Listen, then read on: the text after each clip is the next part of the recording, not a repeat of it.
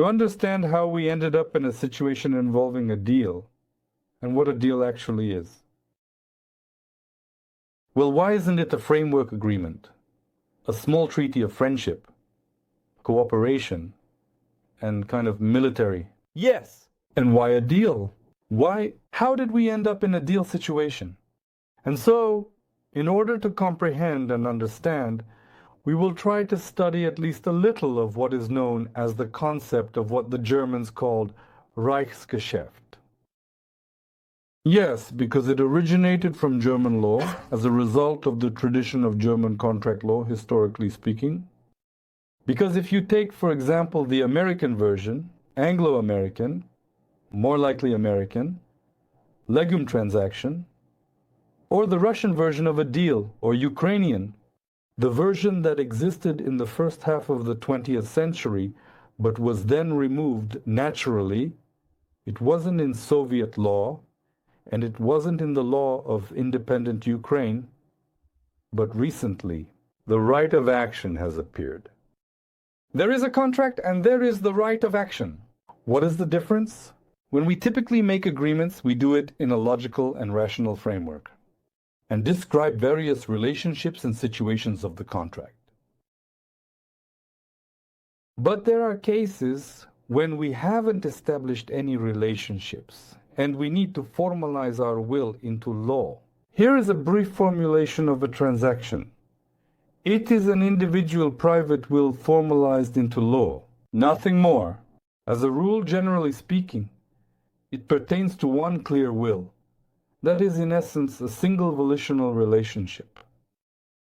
If we take the English or American tradition, there is indeed an even more preliminary concept of a legal transaction, or Rechtsgeschäft, or legal transaction, the so-called deal. Indeed.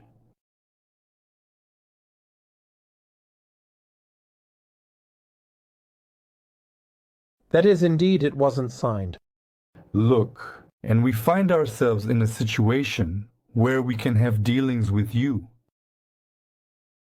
But this may not have any legal consequences. That is, we simply have a deal, a handshake, or an agreement. This is the deal or deal with to have dealings with. This is actually even before the legal transaction. And look at how an interesting thing unfolds. For example, we don't have a deal. The next step, this is the deal. We definitely have a deal, but we haven't formalized it legally yet. Then, a legal transaction or deal in Ukrainian law essentially means we are wrapping our intention to deal in a legal framework, in law. And the next step is when, in the process of conducting business, we enter into various relationships, situations, constraints, and we want to detail our relationships more thoroughly. That's when a contract arises. Under such tension and pressure, it is amazing what comes out of emotions. And I have found that President Zelensky is not ready for peace if America is involved, because he believes that our involvement gives him more advantage in negotiations. However, it is important to note that Trump states he wants, that is, we had a deal. And then we did something indeed very controversial. I'll tell you about this controversial thing now. Well, in what sense will I tell you? I'll draw your attention to it because surely you know about it.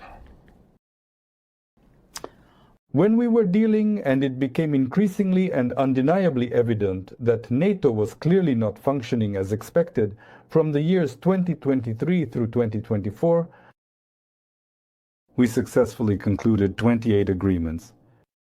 Deals. With whom? Treaties. With 28 countries? Yes, indeed, a security treaty. Among other security treaties and other agreements, we have the commonly referred to as the Security Treaty with the United States. It was concluded on June 13, 2024. That is, last year. Allow me to quote the Ukrainian Wikipedia. In the event of an attack or threat of aggression on one of the parties, the corner prefers a serious reconsideration of the other side. That's all. The ratification of this corner by Congress is not preferred. It is signed only by the President of the USA. That is, any US president can deliver it. Now, I would like to ask a question. We had the Budapest Memorandum. A massive and complex apparatus worked tirelessly and dedicatedly to conclude 28 agreements. To their credit, for example, the arrangements and agreements with Britain, Germany, and France are more detailed. Such as, well, for instance, if we take the British agreement, this document formalized, in a way, the assistance in the areas of security, intelligence sharing, cybersecurity, medical and military training, defense industry cooperation. So, it is essentially a framework agreement, sort of a security agreement. And here, there is something to talk about. Well, it is concluded for 10 years, which is understandable. One thing is unclear. Why was it necessary to conclude this so-called security agreement with the USA? Or, if we concluded it, then what kind of security are we exactly talking about? Specifically, in the attempt to deal with rare earth metals. That is what our president said. We need it urgently. So, we have a security agreement. We wanted more security somehow. Why was this one concluded?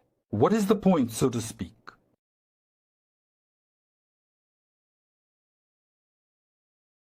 Across 28 diverse countries, we have installed 28 state-of-the-art screens, each bringing unique experiences to audiences worldwide.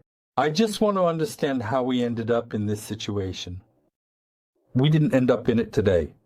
The entire approach to what is often referred to as international policy was essentially a direction that lacked a coherent and well-defined strategy. This approach, which was supposed to guide international relations and diplomatic efforts, was missing a clear and strategic plan, leaving it without a solid foundation or guiding principles.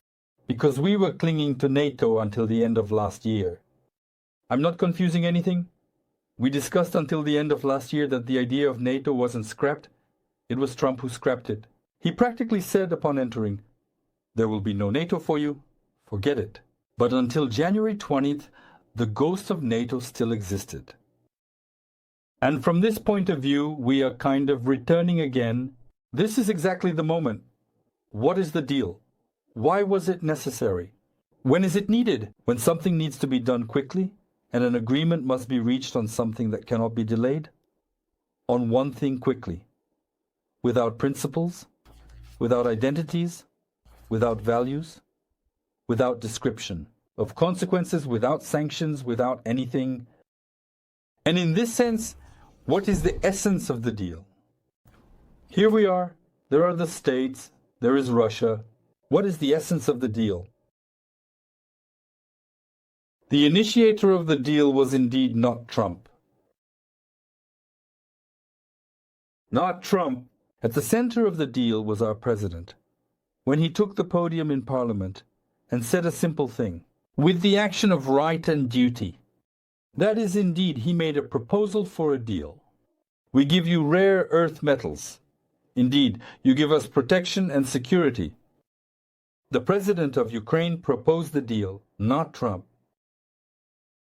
It is clear that this was specifically aimed at Trump, because everyone understood that Trump is a person who made deals, talked about deals, wrote about deals. I think he even had some book about it, but that's not the point. But why does a deal become inevitable in the context of the current situation? It's when old values, existing agreements, and established norms, identities, and the principles on which politics is based do not work.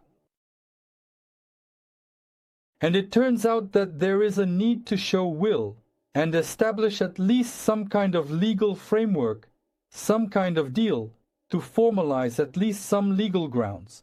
Because we have discussed in this studio with you that there were quite a few principles. Nothing, and you without you. Trump violated this principle. We will always be with you for as long as you need.